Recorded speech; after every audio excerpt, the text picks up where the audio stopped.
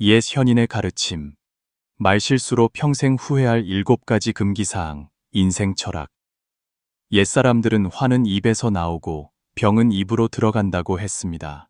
이 말은 짧지만 깊은 진리를 담고 있습니다. 인생에서 말은 바람처럼 가벼워 보이지만 다른 사람에게 상처를 주는 날카로운 무기가 될 수 있으며 심지어 자신에게 그 결과를 가져오게 할 수도 있습니다. 화가 났을 때의 말실수 한마디, 즐거울 때 생각 없이 한 농담 한마디가 가족의 정, 친구 관계, 심지어 기회와 명예까지 잃게 할 수 있습니다.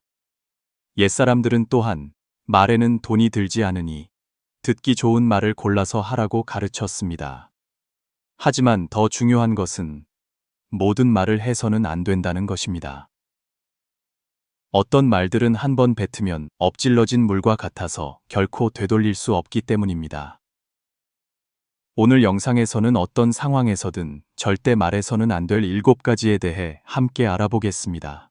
화를 자초하고 싶지 않다면 함께 듣고 생각하고 성찰해 봅시다. 이 내용이 의미 있다고 생각되시면 이 귀중한 교훈을 더 많은 사람들과 나누기 위해 영상을 공유하는 것을 잊지 마십시오. 첫째, 자신의 비밀에 대해 너무 많이 말하지 마십시오. 인생에서 누구에게나 자신만의 어두운 구석, 자신만이 아는 은밀한 이야기가 있습니다. 그것을 비밀이라고 부르며 비밀은 지켜져야 합니다. 가족, 친구, 심지어 배우자라 할지라도 모든 것을 털어놓기에 안전한 곳은 아닐 수 있습니다. 왜냐하면 인간은 복잡한 존재이고 사람의 마음은 예측하기 어렵기 때문입니다.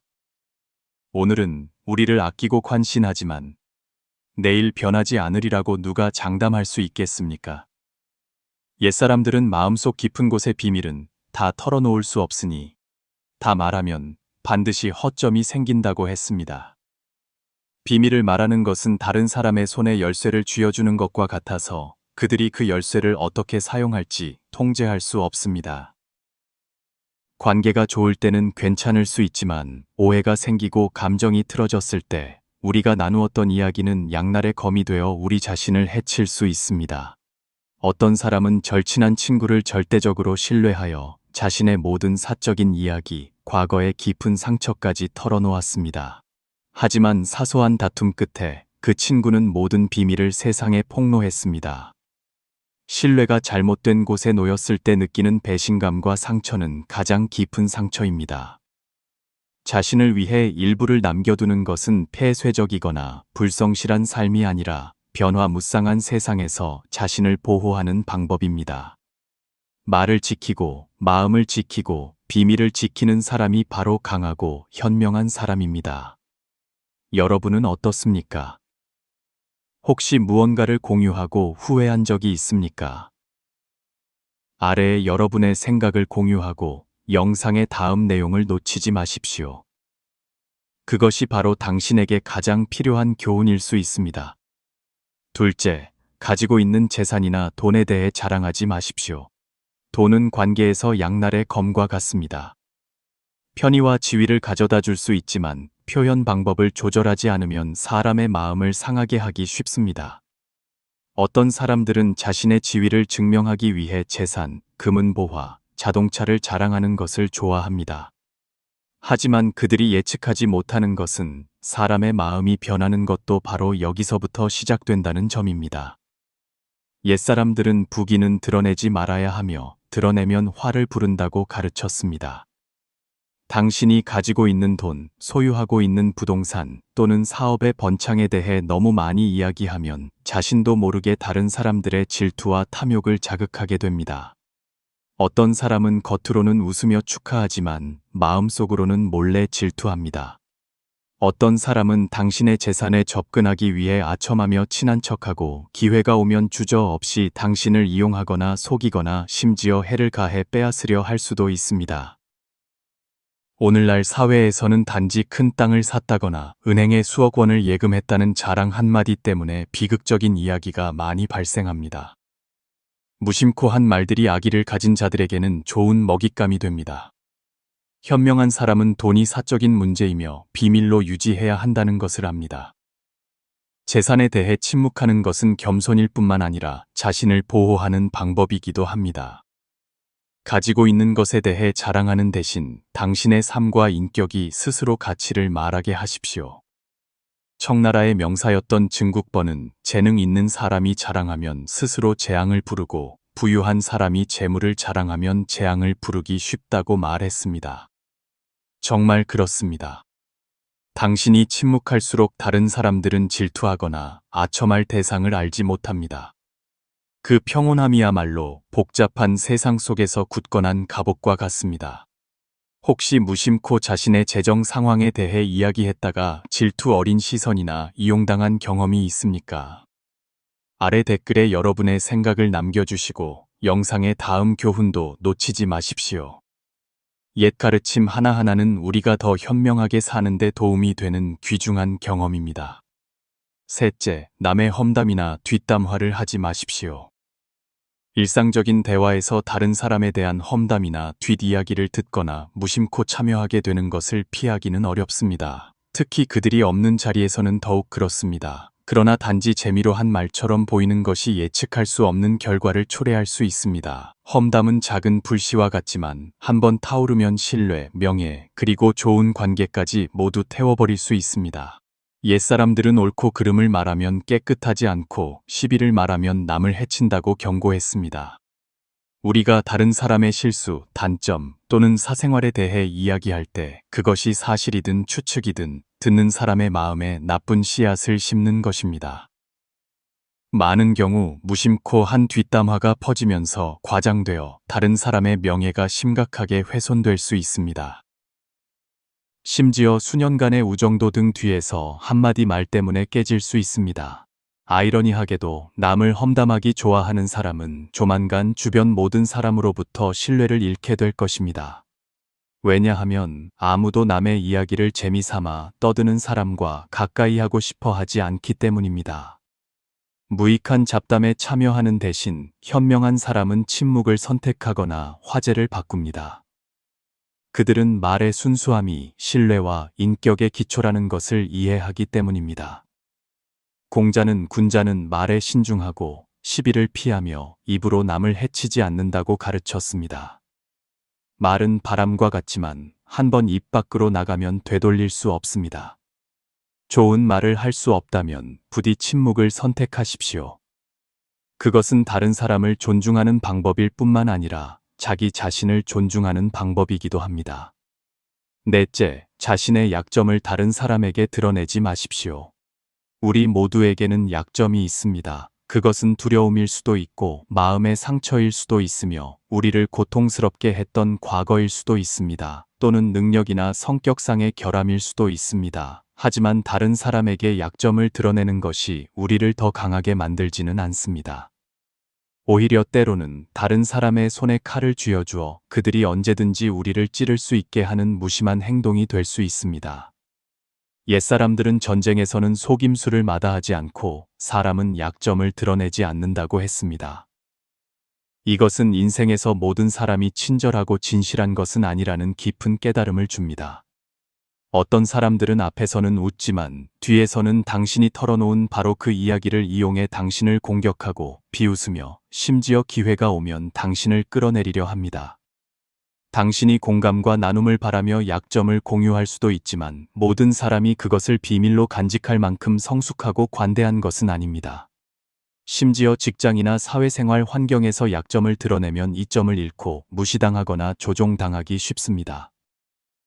특히 치열한 경쟁 상황에서는 더욱 그렇습니다. 어떤 사람은 직장에서 고립되는 것에 대한 두려움을 친한 동료에게 털어놓았습니다. 하지만 그 후 사소한 갈등이 있을 때마다 그 동료는 바로 그 약점을 이용해 그를 어려운 상황에 몰아넣었고 결국 그는 입지, 자신감, 그리고 발전의 기회까지 잃게 되었습니다. 증국번은 남을 알되 자신을 드러내지 않는 것이 지혜요, 자신을 알되 드러내지 않는 것이 담력이라고 말했습니다. 약점을 숨기는 것은 폐쇄적이거나 거짓된 삶을 의미하는 것이 아닙니다. 그것은 당신의 정신적 안정을 보호하고 기품과 입지를 지키는 방법입니다. 세상에는 우리가 온전히 신뢰를 줄 만한 가치가 없는 사람도 많기 때문입니다. 약점을 늘어놓는 대신 조용히 매일 자신을 개선해 나가십시오. 당신이 내면에서부터 충분히 강해지면 아무도 외부에서 당신을 이용할 수 없습니다. 다섯째, 너무 많이 불평하지 마십시오. 분노하거나 피곤할 때 많은 사람들은 부모님, 배우자 또는 자녀에게 불평하며 마음을 털어놓는 습관이 있습니다. 그들은 그것이 감정을 해소하고 다른 사람들이 자신을 이해하고 공감하게 하는 방법이라고 생각합니다. 그러나 그들은 그 불평이 오히려 역효과를 낳아 듣는 사람에게 상처를 주고 자신의 가족에 대한 나쁜 인상을 만들며 결국 다른 사람의 눈에 비친 자신의 가치를 떨어뜨릴 수 있다는 것을 깨닫지 못합니다. 옛사람들은 가정이 화목하면 만사가 형통하다고 가르쳤습니다. 그러나 그 화목함은 때로는 평온한 순간에서 오는 것이 아니라 분노하고 피곤할 때 말을 자제하고 지키는 데서 비롯됩니다. 우리가 집안일을 남에게 이야기할 때 부부싸움, 아이들의 불순종, 부모님의 까다로움과 같은 사소한 일이라 할지라도 그것은 남에게 집안의 흉을 보이는 것과 같습니다. 듣는 사람이 아무리 친하더라도 우리 가족의 완전한 감정과 실제 상황을 느낄 수는 없습니다. 그들은 단지 부정적인 이야기만 듣고 그로 인해 잘못된 인상을 형성하며 심지어 우리 가족에 대한 악감정을 품게 될 수도 있습니다. 그리고 물론 그것은 우리가 사랑하는 사람들에게 공평하지 않습니다. 더구나 어떤 사람들은 화가 나서 부모님을 탓하고 배우자를 원망하며 자녀를 책망합니다. 하지만 화가 가라앉으면 가족의 정은 여전히 남아있지만 다른 사람들은 우리가 했던 말을 깊이 새깁니다. 우리는 잊지만 그들은 기억하고 그들은 우리 가족을 다른 시선으로 바라볼 것이며 우리 또한 가정을 지킬 줄 모른다며 경멸의 눈으로 볼 것입니다. 맹자는 효자는 부모의 잘못을 남에게 말하지 않는다고 했습니다. 그것은 자식의 도리이지만 모든 친밀한 관계에도 적용될 수 있습니다. 도의를 아는 사람은 일시적인 감정 해소를 위해 남의 잘못을 떠벌리는 대신 가족의 체면을 지키기 위해 침묵을 선택할 것입니다. 불평은 당신을 더 고상하게 만들지 않으며 단지 다른 사람들에게 당신이 가정을 지키고 세우는 데 있어 역량이 부족하다는 것을 보여줄 뿐입니다. 마음을 가라앉히는 법을 배우고 필요할 때 가족과 솔직하게 이야기하되 집안일을 세상의 이야기로 만들지 마십시오. 여섯째, 화가 났을 때 모진 말을 하지 마십시오. 분노는 우리 모두가 경험하는 감정 상태입니다. 하지만 가장 무서운 것은 분노 그 자체가 아니라 그 순간에 내뱉는 말입니다. 이성이 흐려지고 자존심이 솟아오르며 이기려는 본능이 관용을 압도할 때 말입니다. 사람들은 흔히 화가 났을 때의 말은 활시위를 떠난 화살과 같아서 되돌릴 수 없으며 듣는 사람의 마음에 깊은 상처를 남긴다고 말합니다. 화가 나면 우리는 극단적인 말, 진심이 아니지만 너무나 직설적이고 깊고 고통스러운 말을 하기 쉽습니다. 그 말은 단지 순간적인 충동일 수 있지만 듣는 사람에게는 평생의 정신적 상처와 트라우마가 될 수 있습니다. 심지어 관계를 돌이킬 수 없이 파괴하는 원인이 되기도 합니다. 옛사람들은 한 번 뱉은 말은 내 말이 말도 따라잡기 어렵다고 경고했습니다. 이는 한 번 뱉은 말은 아무리 후회해도 되돌릴 수 없다는 뜻입니다. 특히 가족, 친구, 사랑하는 사람을 모욕하고 공격하는 말은 그들을 아프게 할 뿐만 아니라 기존의 신뢰와 감정마저 잃게 만듭니다. 아주 좋았던 많은 관계들이 단 한 번의 격렬한 다툼 때문에 깨졌습니다. 한 아내는 평생을 남편과 자식을 위해 헌신했지만 남편이 화가 났을 때 내뱉은 몇 마디 거친 말에 마음이 차갑게 식어버렸습니다. 수년간의 직이었던 친구도 다투는 동안 깊은 모욕을 당하자 조용히 떠나는 길을 택했습니다. 옛사람들은 화가 지나치면 지혜를 잃는다고 가르쳤습니다. 현명한 사람은 화가 났을 때 침묵할 줄 알고 격분했을 때 천천히 행동하며 다른 사람에게 상처를 줄 수 있는 말을 하기 전에 심사숙고합니다. 폭풍 속에서의 평정심이야말로 진정한 담력입니다. 분노를 참기 어렵다면 침묵을 선택하거나 다른 곳으로 가거나 대화를 미루십시오. 나중에 하는 사과는 용서받을 수 있지만 상대방이 가장 약할 때 내뱉은 모진 말 한마디는 그들이 결코 잊지 못하게 하고 다시는 돌아오지 않게 할 수 있습니다. 일곱째, 자만하며 자신을 자랑하지 마십시오. 자신감은 삶에 필요하지만 한계를 넘어서면 자만이 됩니다. 자만은 인격을 조용히 갉아먹고 다른 사람의 신뢰를 잃게 하는 병입니다. 자만하는 사람은 항상 자신이 남보다 뛰어나다고 생각하며 거만한 태도로 자신의 재능, 성과 또는 지위를 자랑할 방법을 찾습니다. 그들은 자신이 이룬 것, 다른 사람들이 얼마나 자신을 존경하는지에 대해 많이 이야기하지만 진정으로 가치 있는 것은 과시할 필요가 없다는 사실을 잊어버립니다. 옛사람들은 깊은 물은 조용하고 지혜로운 사람은 겸손하다고 말했습니다. 이는 천고의 진리입니다. 지혜가 깊을수록 겸손의 가치를 더 잘합니다. 왜냐하면 그들은 자신이 아는 것이 광대한 사막의 모래알 하나에 불과하다는 것을 알기 때문입니다. 반면에 자만하는 사람은 자신이 모든 것보다 뛰어나다고 생각하는 자기 자신의 덫에 쉽게 빠집니다. 다른 사람의 말을 들을 필요도 없고 조언을 받아들이지도 않으며 쉽게 거만해집니다. 자만은 자신에 대한 잘못된 시각으로 이어져 자신의 약점이나 결점을 보지 못하게 합니다. 점차 그들은 배우고 개선할 기회를 잃게 됩니다. 또한 다른 사람들의 신뢰를 얻기 어렵습니다. 왜냐하면 아무도 항상 다른 사람을 무시하고 자신이 중심이 되려는 사람을 돕거나 함께하고 싶어 하지 않기 때문입니다. 겸손이 사라지면 자만하는 사람은 쉽게 고립되고 조만간 집단의 가시가 됩니다. 역사와 현대 생활에서 수많은 사례가 이를 증명합니다. 성공했지만 온종일 자신의 뛰어남을 자랑하는 사람은 머지않아 지지, 호감, 그리고 한때 기꺼이 그를 도왔던 사람들까지 잃게 될 것입니다.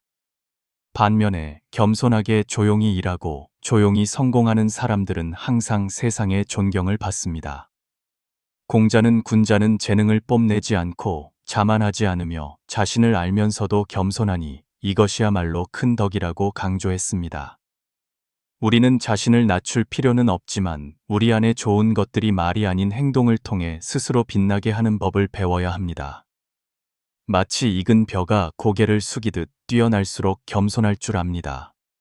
결론적으로 말은 신중하지 않으면 평생 쌓아온 경력을 파괴하고 가족 관계를 틀어지게 하며 명예를 잃게 할 수 있습니다. 때로는 화가 났을 때의 말실수 한마디, 순간의 자랑 또는 부적절한 불평 한 번이 평생 후회할 결과를 낳기에 충분합니다. 옛사람들은 화는 입에서 나오고 병은 입으로 들어간다고 가르쳤습니다. 그러므로 항상 말하기 전에 7번 생각하고 적절한 때에 침묵할 줄 알아야 합니다. 침묵은 약함이 아니라 많은 경우 지혜와 담력의 표현이기 때문입니다.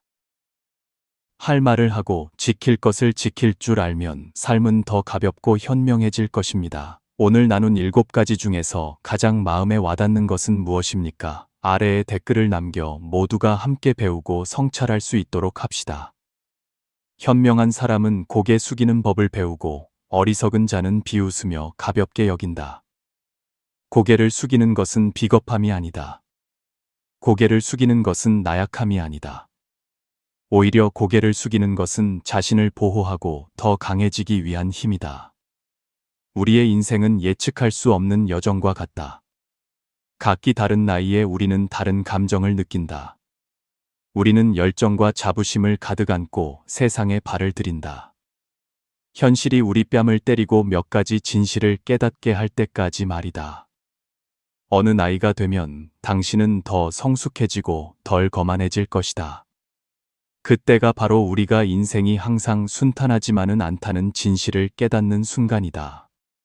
우리는 순풍에 돛단 듯 살아가는 법을 배워야 하고 필요할 때는 고개를 숙이는 법을 배워야 한다. 인생의 실패와 어려움 앞에서 우리는 현재 상황을 관찰하고 고개를 숙여야 할 때 주저하지 말아야 한다. 고개를 숙이는 것은 비겁함이 아니다. 고개를 숙이는 것은 나약함이 아니다. 오히려 고개를 숙이는 것은 자신을 보호하고 더 강해지기 위한 힘이다. 고개를 숙여야만 다시 고개를 들 수 있다. 인간의 본성은 고집스럽다. 많은 경우 우리는 고개를 숙이려 하지 않는다. 하지만 인생은 우리가 더 잘 생존하기 위해 고개를 숙일 것을 요구한다. 이 사회에서 살아남는 사람들은 모두 고개를 숙이는 것에 힘을 안다. 이 현명한 사람들이 그런 매력을 가질 수 있는 이유는 그들이 고개를 숙이는 것이 더 잘 고개를 들기 위함이라는 것을 알기 때문이다. 어린 나무가 큰 나무로 자라기 위해서는 봄비, 여름 더위, 가을 서늘함, 그리고 겨울 바람을 겪어야 한다. 고개를 높이 들고 싶다면 고개를 숙이는 과정을 거쳐야 한다. 고개를 숙이는 것은 비겁함이 아니라 실제 상황에 직면했을 때의 일종의 자기 성찰이자 합리적인 선택이다. 고개를 숙여야만 인간은 인생을 더 잘 경험할 수 있다. 인생은 끊임없는 경쟁의 과정이며 우리는 고개를 숙인 마음으로 그것에 맞서야 한다. 고개를 숙여 자신의 전략과 방향을 조정하고 상황을 면밀히 관찰하며 더 넓은 시야와 인내심을 가져야 한다. 우리의 그릇을 넓히고 목표를 명확히 하며 지혜를 확장하고 마음속 고집 때문에 밝은 미래를 포기하지 말아야 한다. 현명한 사람은 용수철과 같아서 압축될 수도 있고 펼쳐질 수도 있다. 항상 체면만 생각하지 마라. 잠시 고개를 숙이는 것은 미래에 더 높이 고개를 들기 위함이다. 자신에 대한 인식이 부족한 사람은 분명 자기 발전 능력이 충분하지 않다. 자기 인식이 부족한 사람은 장기적인 성공의 길을 갈 수 없다. 자신을 잘 알지 못하는 사람은 인생에서 명확한 길을 가질 수 없다. 직업에서든 인생에서든 자기 인식은 우리에게 매우 중요하다. 자기 인식 능력을 높이고자 하는 사람은 고개를 숙이는 법을 배워야 한다. 고개를 숙이는 것은 우리가 자신을 성찰하게 하고 그럼으로써 우리의 인식을 개선하게 한다. 때로는 사람이 내면의 자존심을 버리지 못하고 자신의 실수를 인정하고 싶어 하지 않는다. 심지어 어디가 틀렸는지 알면서도 못 본 척한다. 인생을 더 순탄하게 보내고 싶다면 우리는 자신을 성찰하는 법을 배워야 한다. 성찰은 자기 점검을 통해 자신을 이해하는 가장 빠른 방법이다. 그것은 자기 혁신일 뿐만 아니라 다른 사람에게 겸손하고 세상과 더 잘 어울리는 가장 좋은 방법이다. 인생에서 실수에 직면했을 때 우리는 자존심에 너무 연연해서는 안 된다. 겸손을 배우고 고개를 숙이는 법을 배워야 한다. 고개를 숙여 자신을 이해함으로써 우리는 지혜를 높이고 세상에 대한 이해를 더 잘 높일 수 있다. 인생에는 항상 고개를 숙이느니 차라리 꼿꼿이 죽겠다는 생각을 가진 사람들이 있다. 언뜻 듣기에는 매우 의기 있는 말처럼 보이지만 실제로는 그렇지 않다. 이 사회에서 앞으로 나아가고 싶은 사람은 고개를 숙이는 법을 배워야 한다. 자아를 낮추고 적응해야 한다.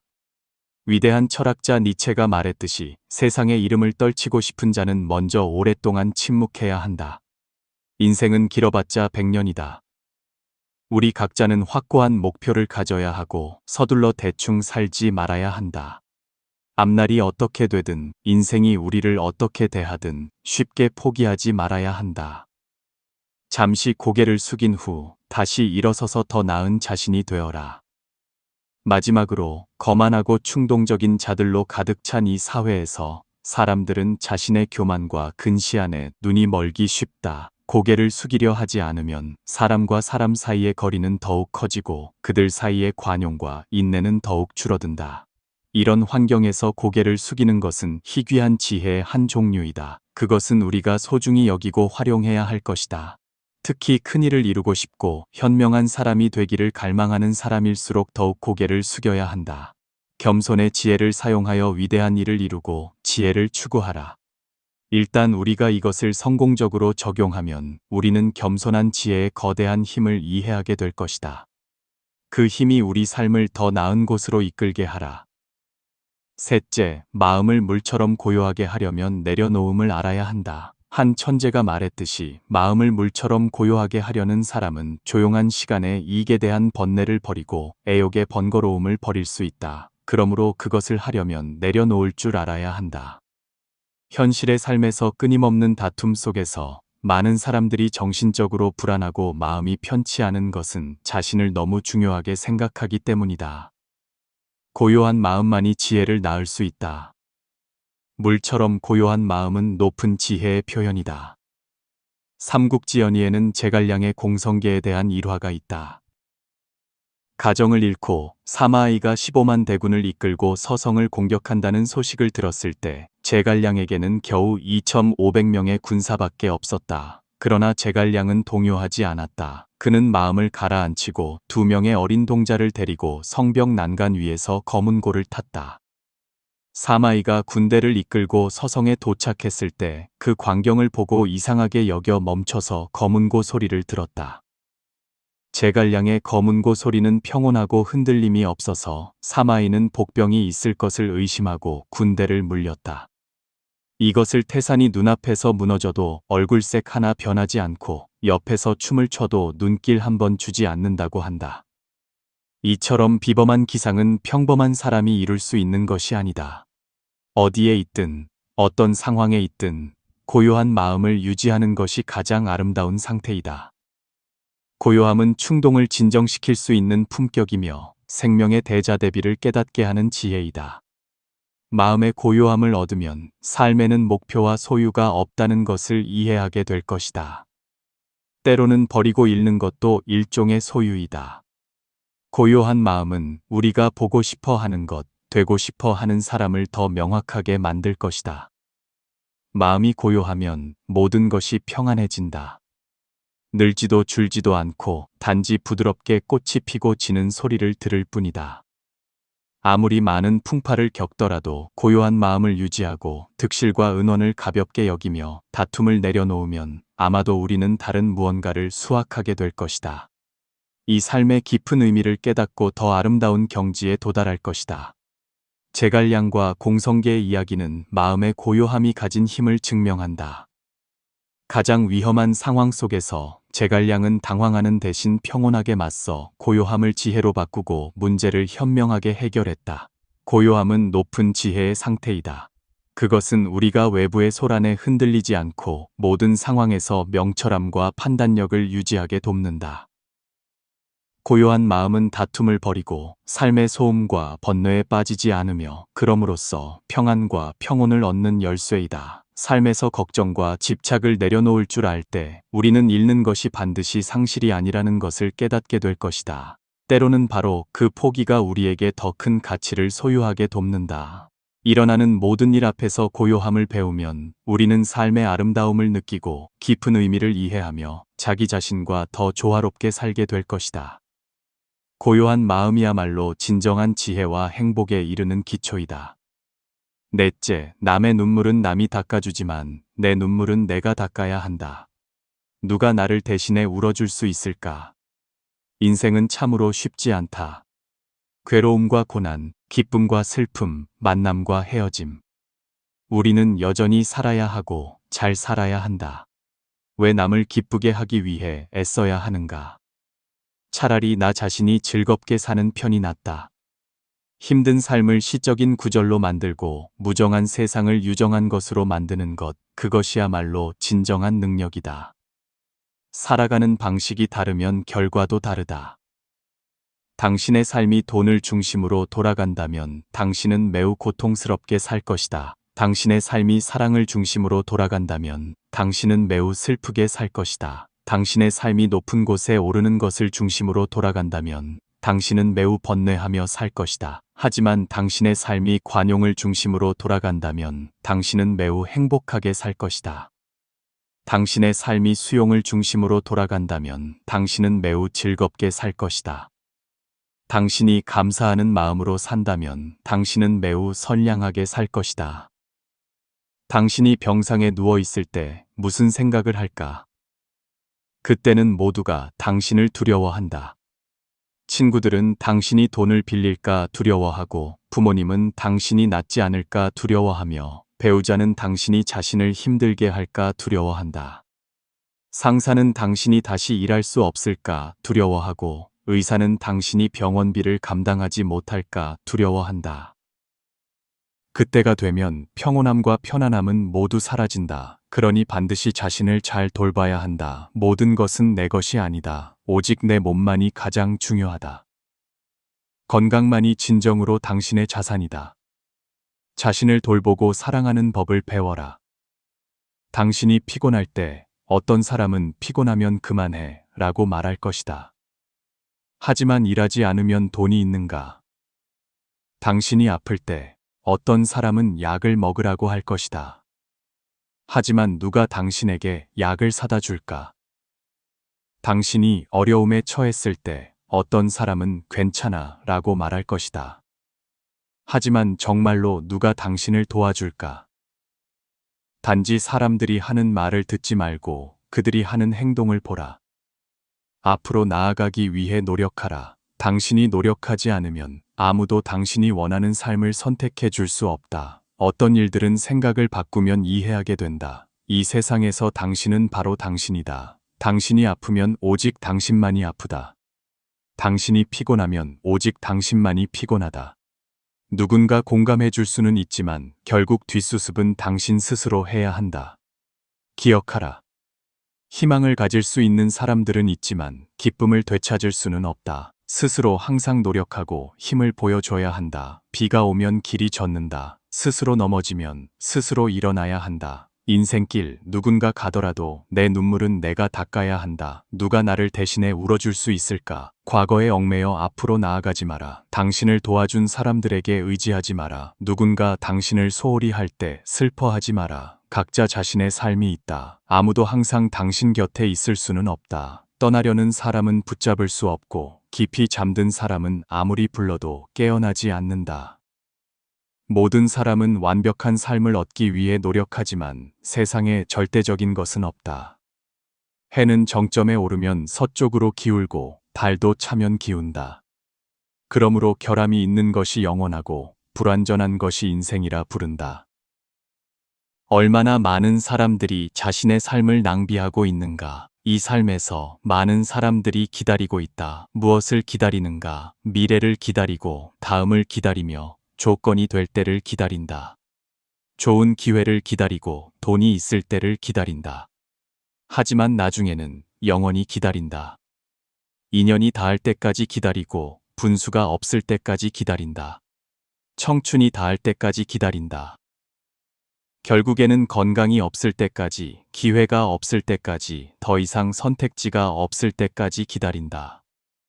후회를 기다리고 절망을 기다리며 다음 폭풍을 기다린다. 특히 부모님들은 아이가 걷기 시작하면 안심하고 아이가 학교에 가면 안심한다. 아이가 대학에 가면 안심하고 아이가 안정적인 직업을 찾으면 안심한다.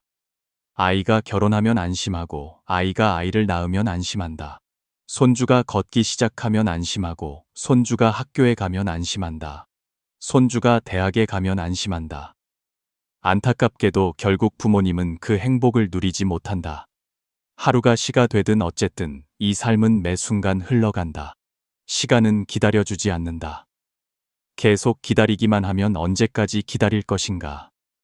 더 이상 기회가 없을 때 비로소 고개를 돌려 인생에서 일어난 일들에 대해 분노한다. 친애하는 여러분, 그들은 잠시 기다리는 것은 괜찮다고 생각한다. 사실 1초, 2초가 쌓이면 우리는 헤아릴 수 없는 세월을 기다리고 헤아릴 수 없는 시간을 낭비한 것이다. 인생이란 기다릴 수 없는 것들이 있다. 기쁨은 기다릴 수 없다. 그 순간이 지나가면 영원히 돌아오지 않기 때문이다. 건강은 기다릴 수 없다. 건강이 사라지면 인생도 아무것도 남지 않기 때문이다. 교육은 기다릴 수 없다. 나무가 한번 잘못 자라면 커서 정상적으로 성장하기 어렵기 때문이다. 효도는 기다릴 수 없다. 부모님이 돌아가시면 효도하고 싶어도 기회가 없기 때문이다. 우정은 기다릴 수 없다. 우정이 식어버리면 다시 회복하기는 불가능하기 때문이다. 청춘은 기다릴 수 없다. 시간이 지나가면 아무리 많은 돈을 줘도 젊음을 되살 수 없기 때문이다. 인생은 황금과 같다. 후회를 남기지 마라. 시간을 꽉 잡고 최선을 다하는 것이 가장 중요하다. 인연을 소중히 여기고 살아있는 모든 기회와 순간을 소중히 여겨라. 시간을 소중히 여기는 것이 바로 우리 자신의 생명을 소중히 여기는 것이다. 삶이 항상 완벽하고 기쁨으로 가득 찬 것은 아니지만 우리는 자신을 위해 사는 법을 배워야 한다. 다른 사람에게 너무 의존하거나 다른 사람이 대신해 주기를 기대하지 마라. 인생에는 기다릴 수 없는 순간들이 있다. 기쁨도 기다릴 수 없고 건강도 기다릴 수 없다. 우리가 계속 기다리기만 한다면 귀중한 기회를 놓치고 후회를 남길 수 있다. 진정한 행복은 현재를 소중히 여기고 자신을 돌보며 다른 사람에게 의지하지 않는 데 있다. 결국 누군가 공감하거나 나누어 주더라도 자신의 삶에 대한 책임은 스스로 져야 한다. 자신이 가진 것을 소중히 여기고 최선을 다해 살며 시간을 낭비하지 마라. 넘어졌을 때 일으켜 세워줄 사람은 자신뿐이며 인생의 어려움을 가장 깊이 느낄 수 있는 것도 자신뿐이라는 것을 항상 상기하라. 모든 순간을 소중히 여기고 현재를 위해 살며 강하게 앞으로 나아가라. 이 이야기는 기다림, 타인에 대한 의존 또는 과거에 잠기는 것이 단지 후회만을 가져온다는 것을 강조한다. 인생은 짧고 모든 순간은 빠르게 지나가며 잃어버린 시간은 결코 돌아오지 않는다. 우리는 현재를 소중히 여기고 자신을 위해 살아야 한다. 다른 사람을 기쁘게 하기 위해 자신의 가치를 잃어서는 안 된다. 진정한 행복은 자신을 사랑하고 돌보는 데 있으며 안심하기 위해 다른 사람에게 의존하지 않는 것이다. 삶의 모든 고통과 어려움은 오직 자신만이 깊이 느낄 수 있으며 넘어졌을 때 일어설 수 있는 것도 오직 자신뿐이다. 그러므로 강하게 앞으로 나아가고 모든 기회를 잡으며 나중에 후회하지 않도록 최선을 다해 살아라. 5째, 남과 득실을 비교하지 마라. 우리는 다른 사람의 기대에 따라 살고 있는가? 아니면 진정한 자신의 마음에 따라 살고 있는가? 책은담에 유명한 구절이 있다. 탐욕스러운 자는 부유해도 가난하고 만족할 줄 아는 자는 가난해도 부유하다. 만족할 줄 모르고 족함을 모르는 사람은 행복이 그들을 둘러싸고 있어도 삶의 아름다움을 느낄 수 없다. 명나라 때 호교라는 사람이 있었다. 가난하게 태어나 힘들게 일해도 겨우 하루 먹고 살 정도였다. 해가 질 때면 그는 문 밖에 나가 향을 피우고 하늘에 절하며 평안하고 행복한 삶을 주신 것에 감사했다. 그의 아내가 이상하게 여겨 묻자 그는 웃으며 말했다.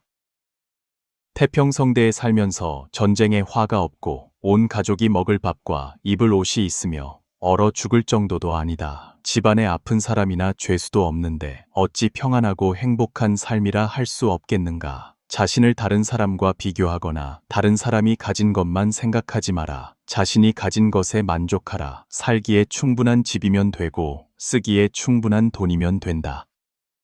효도하는 자식이 있으면 되고 부모님이 건강하시면 된다. 인생은 결국 작은 행복들의 집합일 뿐이다. 현재에 충실하게 사는 것, 그것이 바로 당신이 가장 완전하게 사는 방법이다. 많은 경우 다른 사람이 가진 것을 당신은 가지지 못했지만 당신이 가진 것을 다른 사람은 아직 가지지 못했을 수 있다.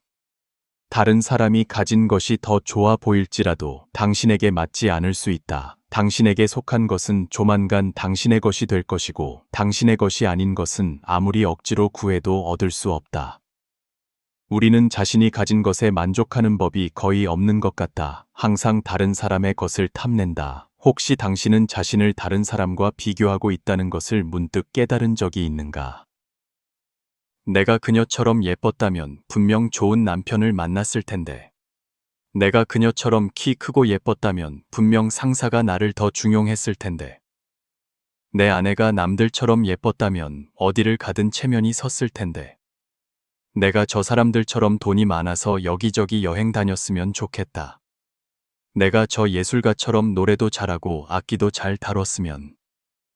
하지만 그러고 나서 우리는 현실과 자기 자신으로 돌아왔을 때 지치고 한숨을 쉰다. 현실은 여전히 현실이고 나도 이 정도일 뿐이다. 인생은 마치 다른 사람에게만 친절하고 나 자신은 잊어버린 것 같다. 책은담에 이르기를 일이 뜻대로 되지 않을 때는 나보다 못한 사람을 생각하면 원망이 저절로 사라지고 마음이 게을러지려 할 때는 나보다 나은 사람을 생각하면 정신이 번쩍 들 것이다. 각자 자신만의 삶의 방식이 있다. 아무도 다른 사람과 똑같이 같은 틀에서 찍어낸 것처럼 살 수는 없다. 각자 자신만의 장점이 있다. 인생은 비교할 필요가 없다. 최선을 다해 사는 것이 무엇보다 중요하다. 자신을 다른 사람과 비교하지 마라. 그들의 삶 뒤에 숨겨진 고난을 당신이 과연 감당할 수 있을까? 인생은 한 폭의 그림과 같아서 그 속에서 각자는 대체 불가능한 조각이다. 주덕용의 한 풍자 만화가 이 도리를 매우 생생하게 이야기한다. 한 소녀가 자신의 삶이 너무 불행하다고 느껴 옥상에서 뛰어내려 자살하기로 결심했다. 그녀가 높은 층에서 떨어지면서 9층에서는 그토록 금슬이 좋기로 소문난 부부가 서로에게 고함치며 다투고 있는 것을 발견했다. 8층에서는 항상 강인해 보였던 한 남자가 몰래 흐느껴 울고 있었다. 7층에서는 생기 넘치는 한 소녀가 한 구울째를 먹고 있었다. 뛰어내리기 전 그녀는 항상 자신이 가장 불행한 사람이라고 생각했다. 하지만 뛰어내리고 나서야 그녀는 모두에게 각자의 어려움과 숨겨진 구석이 있다는 것을 알게 되었다. 다른 사람이 보여주는 행복이 그들 삶의 전부는 아니다. 하늘에는 흰 구름, 황금빛 햇살, 나뭇가지를 옮겨다니는 새, 반짝이는 별이 있다. 땅에는 푸른 산과 맑은 물, 만발한 꽃들이 있다. 광활한 대양 아래에는 형형색색의 생물들과 분주한 배들이 있다. 새는 푸른 하늘을 나는 날개로 행복하고 물고기는 시원한 물속에서 헤엄치며 즐거워한다. 만물은 깊은 숲과 맑은 물에서 마음껏 뛰논다. 심지어 인간도 각양각색이다. 다른 피부색, 눈 색깔, 그리고 다른 관습과 관념을 가지고 있다. 만약 어떤 부분이라도 빠진다면 인생은 참으로 지루하지 않겠는가? 만약 인생이 단 하나의 색깔만 있다면 비 온 뒤에 아름다운 무지개를 볼 수 있을까? 사방이 아름다운 장미로 가득하다면 인생은 단조로운 한 가지 색깔뿐이지 않을까? 성공으로 가는 길은 수백 갈래다. 길고 짧음은 당신 자신의 경험보다 중요하지 않다. 인생은 매우 다채롭다. 인간이 태어날 때부터 다른 모습, 다른 성격, 그리고 다른 인연을 가지고 태어난 것은 우연이 아니다. 행복에는 모든 사람에게 적용되는 단 하나의 공식이 없다. 중요한 것은 당신이 당신 자신으로 존재하고 자신만의 고유한 정체성으로 행복한 것이다. 우리는 인간이 태어날 때 빈손으로 왔다가 눈을 감고 영원한 잠에 들 때도 여전히 빈손이라는 것을 이해하게 될 것이다. 아름다움, 사랑, 돈, 명예, 영화, 이 모든 것도 결국 연기처럼 사라질 뿐이다. 누가 조물주의 생로병사 법칙에서 벗어날 수 있겠는가? 그러니 이 세상에 운 좋게 태어난 우리는 자기 자신에게 진실하게 살자. 왜 굳이 자신을 다른 사람의 행복 기준에 맞춰야 하는가? 그러기 위해서는 자신에게 맞는 진정한 신념을 찾아야 한다. 그 신념은 당신의 영혼을 새로운 차원으로 끌어올려 당신이 이 세상에서 유일무이한 존재이며 다른 사람도 마찬가지라는 것을 이해하게 할 것이다. 하지만 우리는 서로의 조각들이 되어 함께 이 세상 속에서 완전한 그림을 만들어간다. 그러므로 우리는 다른 사람과 비교하는 것을 멈출 수 있으면서도 조물주가 각자에게 부여한 순수하고 독특한 정체성을 지킬 수 있을 것이다. 이 이야기의 교훈은 행복이 자신을 다른 사람과 비교하는 데 있는 것이 아니라 자신이 가진 것을 소중히 여기고 진정한 자신으로 사는 데 있다는 것이다. 각자의 삶은 독특하며 모든 어려움이나 행복에는 그 자체의 가치가 있다. 다른 사람의 기대를 따르거나 자신에게 속하지 않은 것을 갈망하는 것은 우리를 지치게 하고 진정한 자신의 가치를 잊게 할 뿐이다. 책은담의 구절처럼 만족할 줄 아는 법을 배우라. 탐욕스러운 자는 부유해도 가난하고 만족할 줄 아는 자는 가난해도 부유하다. 행복에는 공통된 공식이 없다. 중요한 것은 다른 사람의 기준에 얽매이지 않고 자신만의 정체성으로 온전히 자유롭게 사는 것이다. 각자는 유일한 조각이며 자신을 소중히 여길 때만이 우리는 다채로운 인생의 그림을 만드는 데 기여할 수 있다. 비교가 당신의 기쁨을 앗아가게 두지 마라. 현재에 충실하게 살고 당신 자신으로 행복하라. 6. 다른 사람을 용서하는 것은 바로 자기 자신을 풀어주는 것이다. 사람은 완벽할 수 없다는 말이 있다. 사람은 누구나 실수를 할 때가 있다. 다른 사람을 용납할 수 없다면 당신 또한 그들로부터 용서를 받기를 기대하지 마라. 평생 한 번도 실수하지 않았고 한 번도 넘어지지 않았다고 장담할 수 있는 사람이 있는가? 없다. 그리고 당신이 원수를 용서할 때 그것은 바로 당신 마음속에 묶인 밧줄을 스스로 푸는 것이다. 그 보이지 않는 밧줄을 풀지 않으면 그것은 점점 더 사람의 영혼을 옥죄어 오래되면 원한의 기운, 울분이 되어 정신적 고통과 무수한 질병을 만들어낸다. 그러므로 남을 용서하고 너그럽게 대하는 것이 바로 자기 자신을 구하는 길이라고 말한다. 옛날 이야기에 따르면 초장왕이 어느 날 신하들을 위해 연회를 열었다. 연회 중에 큰 바람이 불어 갑자기 모든 촛불이 꺼졌다. 그때 한 관리가 어둠을 틈타 왕의 궁녀의 옷을 잡아당기며 희롱했다. 그 궁녀는 그 자의 각근을 끊어버리고 초장왕에게 아뢰었다. 촛불을 켜서 누가 자신을 희롱했는지 찾아내 벌을 주고자 했다. 하지만 초장왕은 이를 막으며 선언했다. 오늘 경들이 나와 함께 술을 마시면서 각근이 끊어질 정도로 취하지 않는다면 진정으로 즐거운 것이 아니다. 그러자 문무백관들이 모두 자신의 각근을 끊었다. 덕분에 그 궁녀를 희롱한 사람은 정체가 드러나지 않았다. 2년 후 초나라가 진나라와 큰 전쟁을 벌였다. 5차례의 격전 끝에 초나라 군대에는 목숨을 아끼지 않고 좌충우돌하며 항상 선봉에 서는 한 부장이 있었다. 초나라 군대는 그의 덕분에 큰 승리를 거두었다. 훗날 초장왕이 이를 이상하게 여겨 그를 불러 자초지종을 물었다. 그가 대답했다.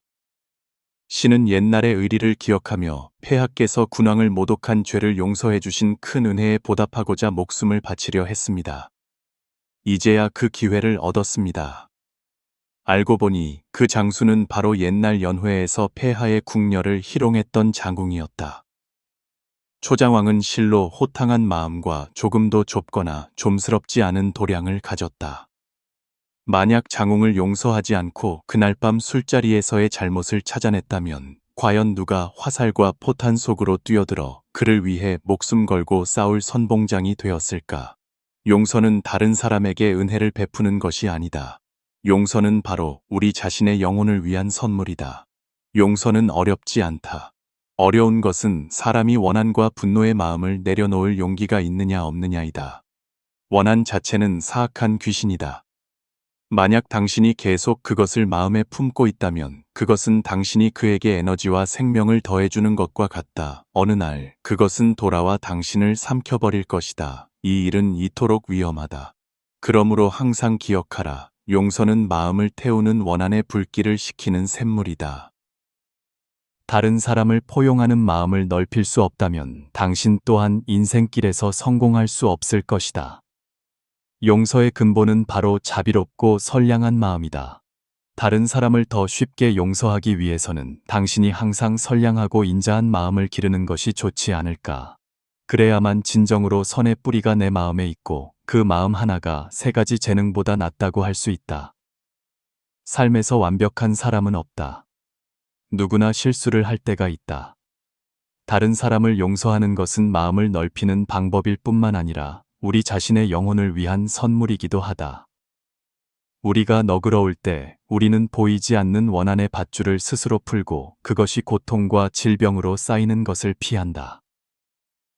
초장왕과 장웅의 이야기는 용서가 죄를 지은 자를 구할 뿐만 아니라 우리 자신이 내면의 평화를 얻고 다른 사람이 기여할 기회를 만들어준다는 것을 상기시킨다. 원한은 오직 고통만을 낳는다. 용서는 영혼을 적시고 기르는 샘물이며 우리가 평안하고 선량하게 살도록 돕는다.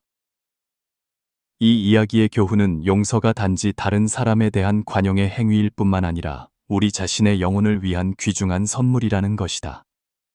인생에서 누구나 실수를 할 때가 있고 용서야말로 원한을 풀고 마음속에 고통이나 질병이 쌓이는 것을 피하는 방법이다. 초장왕의 용서는 잔궁에게 잘못을 만회할 기회를 주었을 뿐만 아니라 초나라의 승리를 가져다 주었다.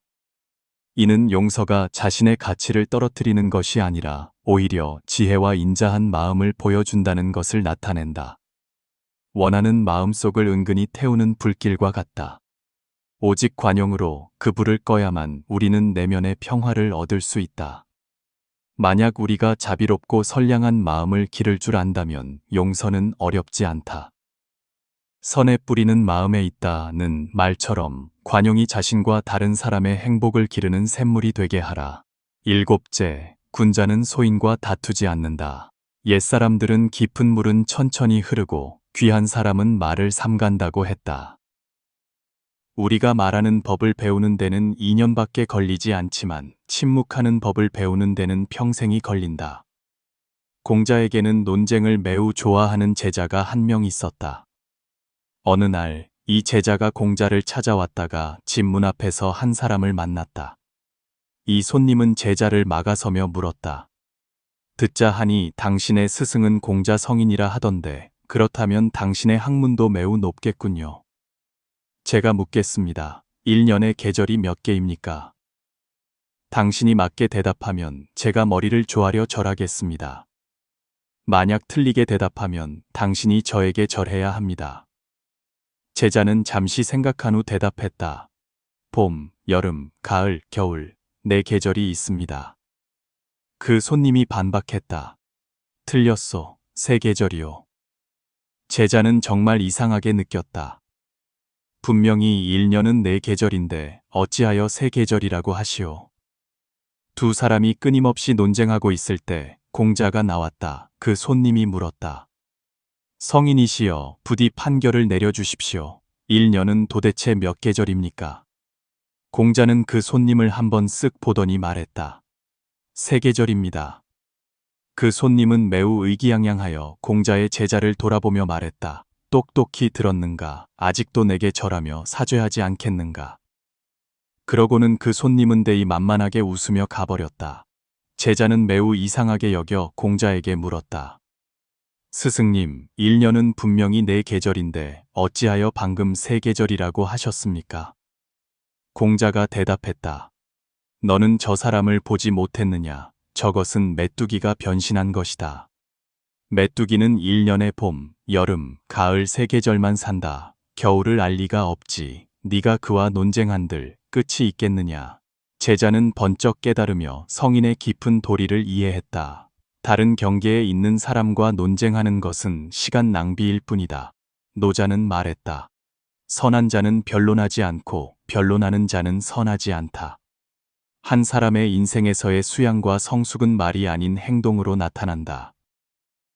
이미 진리인 것을 굳이 변론할 필요가 있겠는가? 소인은 끝없이 논쟁하는 것이 진리가 자신에게 속함을 확인하는 것이라고 착각한다. 실은 진리는 원래 사람에게 속한 것이 아니라 우주의 도이다. 군자의 일은 수행을 통해 진리의 경지에 이르는 것이며 이를 완전한 깨달음이라 한다. 소인은 자신의 어리석음으로 다른 사람과 고하를 다투려 한다. 도덕경에서 노자는 성인의 도는 행하되 다투지 않는 것이라고 썼다. 불가의 3가지 최고 수양 원리 중 하나는 바로 인내이다. 인내하고 변론하지 않는 것이야말로 인생의 가장 높은 수양 경지이다. 북송시대의 부필은 젊었을 때 낙양성 거리를 걷다가 갑자기 한 사람이 그를 욕하는 것을 들었다. 한 행인이 부필의 귀에 대고 속삭였다. 젊은이, 누가 자네를 욕하고 있네. 부필은 듣고 나서 말했다. 아마 다른 사람을 욕하는 것일 겁니다. 그 사람이 다시 말했다. 그 사람이 자네 이름까지 부르며 욕하고 있네. 부필은 잠시 생각하더니 답했다. 아마 다른 사람을 욕하는 것일 겁니다. 저와 이름이 같은 사람일 수 있습니다. 그 후 부필을 욕하던 사람이 그의 반응을 듣고는 매우 부끄러워하며 사과하러 왔다. 부필은 바로 군자처럼 행동한 것이다. 소인과 변론하지 않았다. 그것은 유약함이 아니라 사소한 일에 마음을 두지 않는 것이다. 한 걸음 물러서면 바다는 넓고 하늘은 높다. 옛사람들은 똑똑하지만 어리석은 척하는 것이야말로 현자의 처세술이라고 여겼다. 인생은 너무나 짧고 귀하며 해야 할 일은 너무나 많다. 어찌 불쾌한 일 때문에 시간을 낭비해야 하는가? 어리석은 척하는 사람의 도를 이해하면 당신은 대지혜의 다른 경지를 깨닫게 될 것이다. 논어에서 공자는 말했다. 군자는 먹음의 배부름을 구하지 않고 거처함의 편안함을 구하지 않으며 일에 민첩하고 말에 신중하다. 또 군자는 말은 더디게 하고 행동은 민첩하게 한다.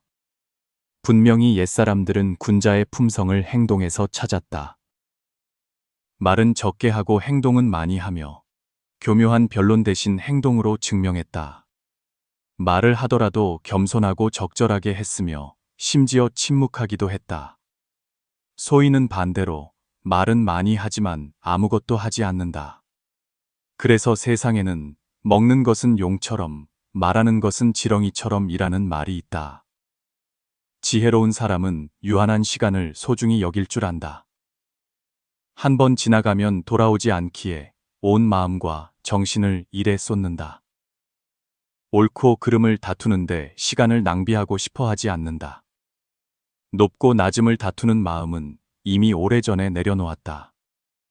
소인은 화려한 말로 교묘하게 말하지만 실제로는 모든 일을 다른 사람이 하게 한다. 그렇다면 소인과 논쟁하는 것은 자신을 그들과 같은 수준으로 낮추고 시간을 낭비하는 것이 아니겠는가? 좋은 사람은 변론하지 않고 변론하는 사람은 좋지 않다. 아는 사람은 학식이 넓지 않고 학식이 넓은 사람은 알지 못한다. 하미는 똑똑한 사람이 반드시 학식이 넓은 사람은 아니며 학식이 넓은 사람 또한 반드시 지혜로운 사람은 아니라는 것이다. 한 사람의 지혜를 결정하는 것은 축적된 지식이 얼마나 많은가가 아니라 마음의 자세, 사상의 경지가 얼마나 높은가에 있다. 똑똑한 자는 화려한 말로 웅변하지만 지혜로운 자는 반대로 말이 일종의 능력이라면 침묵은 일종의 지혜라는 것을 깨달을 정도로 수양했다. 그렇다면 세상에 살면서 소인과 논쟁할 필요가 없지 않겠는가? 이 이야기의 교훈은 같은 경지에 있지 않은 사람과 다투는 것은 시간 낭비일 뿐이며 자신의 가치를 떨어뜨리는 일이라는 것이다. 현명한 사람은 진리는 변론할 필요가 없다는 것을 안다. 왜냐하면 사실은 항상 행동과 결과를 통해 스스로 드러나기 때문이다. 공자의 말씀처럼 군자는 말에 신중하고 행동에 민첩하다. 행동이야말로 한 사람의 진정한 척도이지 논쟁의 말이 아니다. 침묵은 때때로 지혜와 수양의 가장 높은 표현이다. 침묵은 약함이 아니라 언제 멈춰야 할지를 아는 것이다. 다투는 마음을 내려놓고 내면의 평화를 지키는 것이다. 한 걸음 물러서면 바다는 넓고 하늘은 높다는 말처럼 인내할 줄 알고 사소한 일에 마음을 두지 않는 사람은 평온함과 더 넓은 시야를 얻게 될 것이다. 인생은 짧고 시간은 귀하다. 중요한 일에 집중하고 무익한 논쟁이 에너지와 시간을 소모하게 두지 마라. 군자처럼 살며 말보다 행동을 더 많이 하면 우리는 성숙하고 깊은 지혜를 얻게 될 것이다. 여덟째, 인재를 등용하는 데 있어 능력보다 기질이 중요하다. 큰일을 이루고자 할 때 가장 중요한 것은 능력이 아니라 기질이다. 옛 성현과 현인들은 하늘을 뒤흔들 만한 큰일을 마주할수록 위험한 순간에 처할수록 마음을 가라앉히고 변화를 보아도 전혀 두려워하지 않을 수 있었다. 예로부터 큰일을 이룬 사람은 반드시 기질이 있는 사람이었다. 다음은 청나라 관리였던 증국번의 깨달음이다. 한 번은 청나라 조정의 대신 이홍장이 재능이 뛰어난 세 사람을 증국번에게 추천했다. 증국번은 그들을 바로 만나지 않고 멀리서 그들을 관찰하기만 했다. 반 시즌이 지나자 증국번은 세 사람 중 두 사람이 불편한 태도를 보이며 더 이상 참을성 있게 기다릴 수 없는 것처럼 보이는 것을 발견했다. 한 사람은 동쪽을 봤다가 서쪽을 봤다가 하며 방 안의 배치를 살펴보러 돌아다녔고, 다른 한 사람은 비록 방 안에 단정히 서 있었지만 얼굴에는 불안한 기색이 역력했다. 오직 한 사람만이 매우 자연스러운 태도를 보였다. 이 사람은 비록 용모는 평범했지만 기품이 매우 당당했다. 두 손을 등 뒤로 짚고 고개를 들어 하늘의 구름을 바라보고 있었다. 신중하게 관찰한 후 증국번은 이 세 사람을 어떻게 대해야 할지 알게 되었다.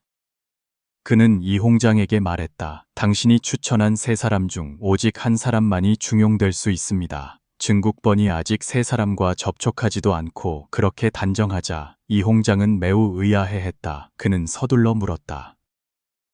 어떻게 그것을 알 수 있습니까? 증국번은 손을 들어 턱수염을 쓰다듬으며 미소 지으며 말했다. 큰일을 하는데 가장 중요한 것은 침착하고 인내하는 것입니다. 이 세 사람 중 오직 한 사람만이 방해와 번거로움을 견딜 수 있습니다. 이 사람은 반드시 큰 인물이 될 것입니다. 사실이 증명하듯 증국번의 판단은 매우 정확했다. 증국번이 알아본 그 사람은 훗날 청나라의 유명한 명장이 된 유명전이었다. 방해를 견딜 수 있는 사람은 큰일을 만났을 때 평정심을 가질 수 있다. 증국번은 일찍이 말했다. 관리가 되는 데 있어서 번거로움을 참는 것이 첫 번째 요이다. 즉, 관리가 되는 데 가장 중요한 것은 인내하고 침착해야 한다는 것이다. 사실 관리가 되는 사람만 마음의 방해를 견디고 침착해야 하는 것이 아니라 큰일을 이루고자 하는 사람은 누구나 평정심을 길러야 한다. 방해를 견디는 것은 일종의 수행이며 대인 관계와 일 처리에서 중요한 조건이다. 능력은 평정심만 못하다. 각종 번거로움을 침착하게 마주할 수 있는 사람은 포용력이 있고 어려움과 복잡함을 두려워하지 않으며 방해를 두려워하지 않는 사람이다. 번거로움에 직면해서도 굳건한 의지를 유지할 수 있다. 1000가지 번거로움을 참아내면 한마음의 평온을 얻을 수 있다. 인내할 수 있는 사람은 번뇌를 녹여 없애고 온화하고 평온함을 유지할 수 있다. 옛사람들은 큰일을 만나면 평정심이 필요하며 마음이 흔들리지 않아야 한다고 말했다. 중요한 것은 번거로움을 견디는 것이다. 큰일을 만나 위급한 순간에 처했을 때 하늘을 원망하고 땅을 탓하는 것은 해결책이 아니다. 오직 마음을 가라앉혀 숙고하고 신중하게 처리하는 것만이 문제를 해결하는 근본이다. 다른 말로 하면 불처럼 조급하게 서둘러 일을 처리하면 상황을 더 혼란스럽게 만들고 국면을 통제할 수 없게 될 뿐이다. 갈등, 충돌, 불화나 모욕적인 말을 마주했을 때 평정심과 인내는 그것을 해결하는 방법이자 일종의 공부이다.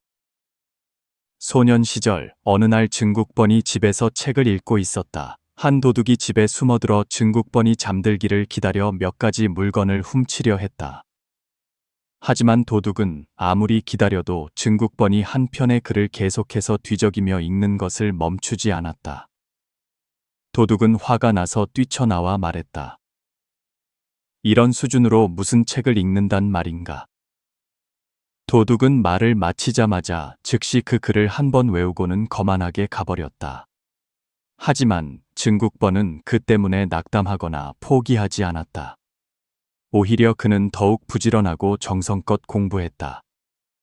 결국 그는 역사에 남는 유명한 인물이 되었다. 반면 그 똑똑한 도둑은 역사의 긴 흐름 속에 언제 묻혀버렸는지 알 수 없다. 고서를 통해 증국번은 압박을 견디고 타격을 견딜 수 있는 것이야말로 큰일을 이룰 수 있는 자질이라고 생각했다. 요컨대 증국번에게 있어 압박과 어려움을 견딜 수 있느냐 없느냐는 큰일을 할 수 있는 사람과 그렇지 않은 사람을 구별하는 기준이다. 노년에 증국번은 일찍이 말했다. 내 평생 많은 모욕을 당하고 굴욕을 겪었지만 결심은 변하지 않았다. 후세 사람들은 그를 인내로 성공을 이룬 대표적인 본보기로 평가한다. 아홉째, 침착함으로 삶의 주인이 되라. 우리는 관용의 마음을 가진 평온한 사람이 되자. 당신의 삶에 약간의 어려움이 닥쳤다고 두려워하지 마라. 어려움을 극복해야만 삶이 소중한 것이 된다. 홍루몽의 상우는 원래 천금 같은 아가씨로 태어났지만 그리 평탄하지 않은 삶을 살았다. 부모님이 일찍 돌아가셔서 산구는 어릴 때부터 삼촌과 숙모와 함께 살았다. 산구는 집안에서 아무런 권한도 없었다. 그녀는 수입을 보태기 위해 바느질 일까지 해야 했다. 많은 경우 그녀는 밤늦게까지 바쁘게 일했다. 다른 사람에게 가보옥의 바느질을 돕는 것을 들킬 때마다 산군은 비웃음과 경멸을 당했다. 드문 휴식 시간은 산군이 화원을 산책하는 때였고 그마저도 삼촌과 숙모에게 다른 일을 하러 불려가기 전이었다. 아무리 억울해도 산군은 그저 참고 견딜 뿐 밖으로 드러내지 않았다. 산군이 얼마나 힘들게 사는지 아는 사람은 거의 없었다. 왜냐하면 상우는 결코 불평하지 않았기 때문이다. 상훈이 있는 곳은 어디든 즐거워졌다. 한 번은 보차가 걱정되어 상훈에게 몇 마디 물어본 적이 있다.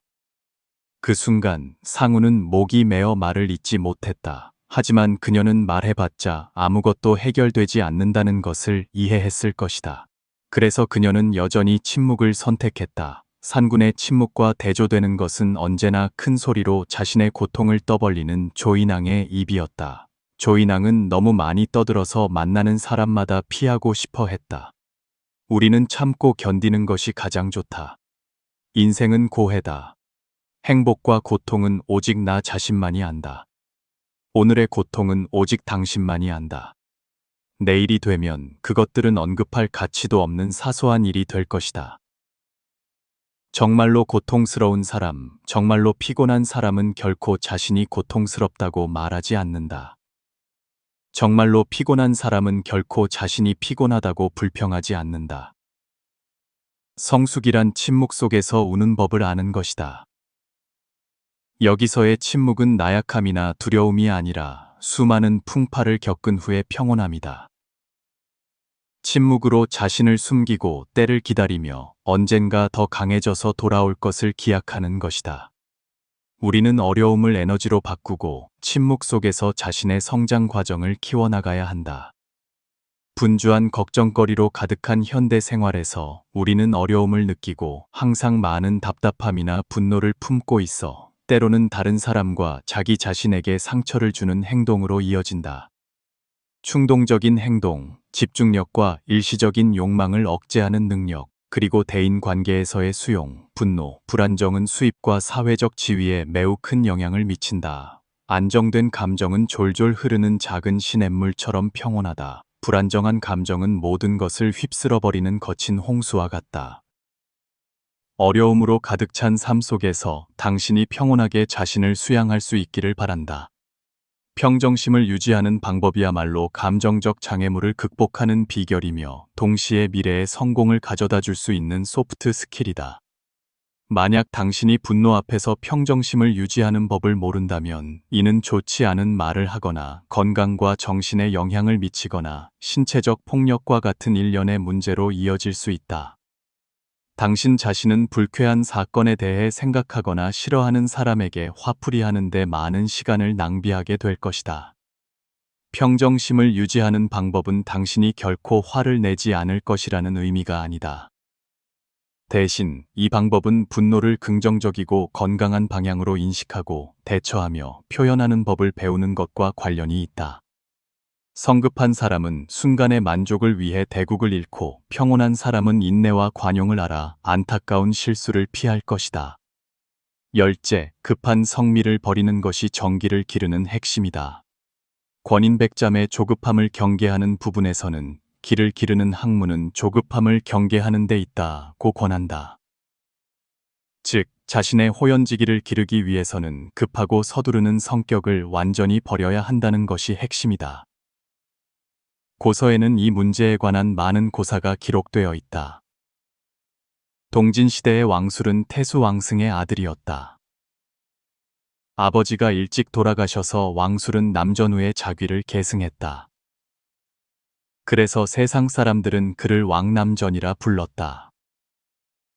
왕술은 성격이 급하고 서둘렀다. 세설신어 분견편에 따르면 한 번은 왕술이 배가 고파 집에 돌아와 젓가락으로 계란을 먹으려 했다. 막 삶은 계란이라 젓가락으로 집으려 해도 계속 미끄러졌다.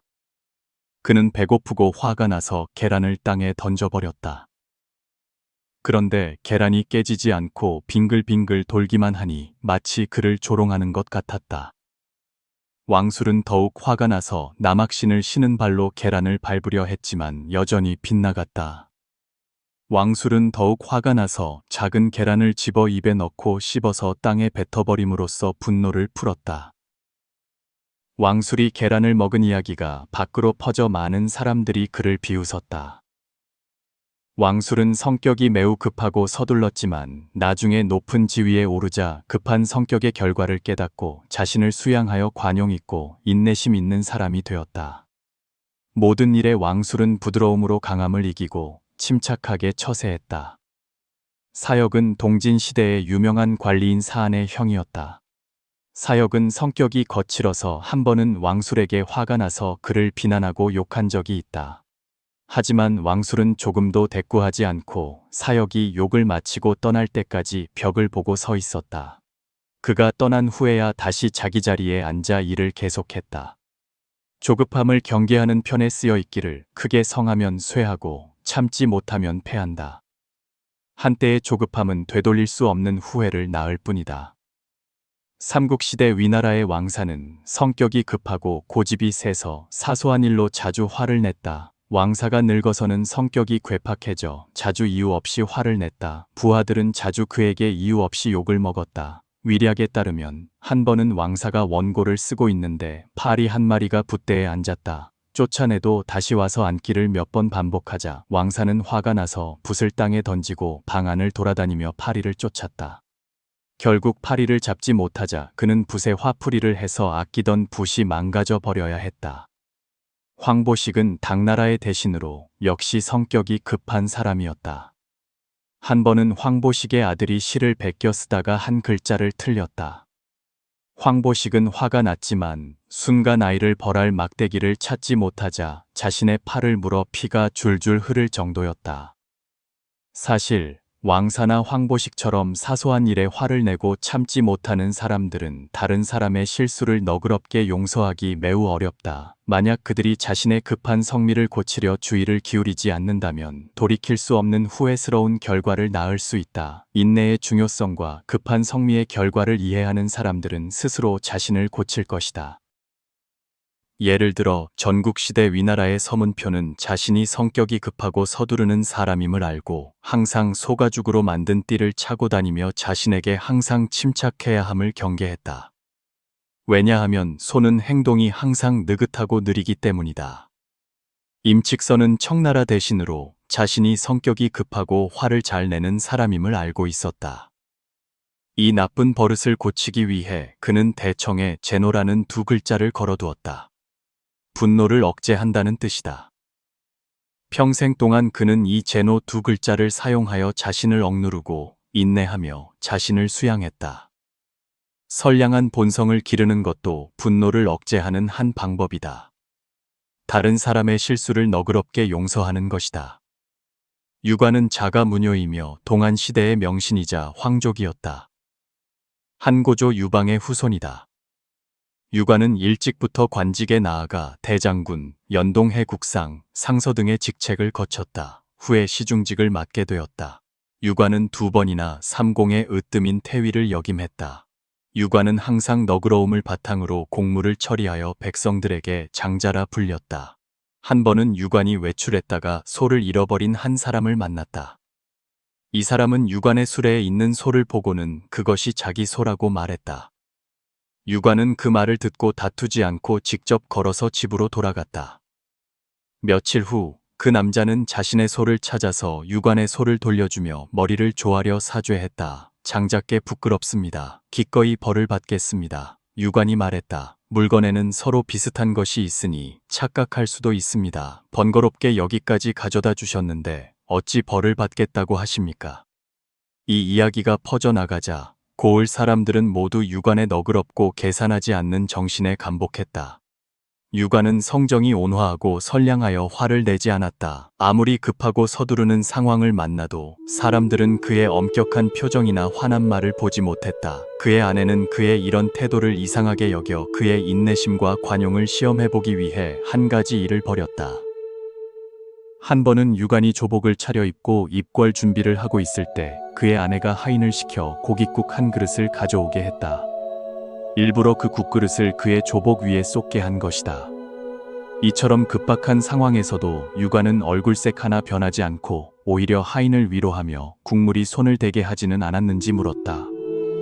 그의 너그럽고 인내심 있는 마음은 이 정도에 이르러 천하 사람들이 모두 그를 존경하고 본보기로 삼았다.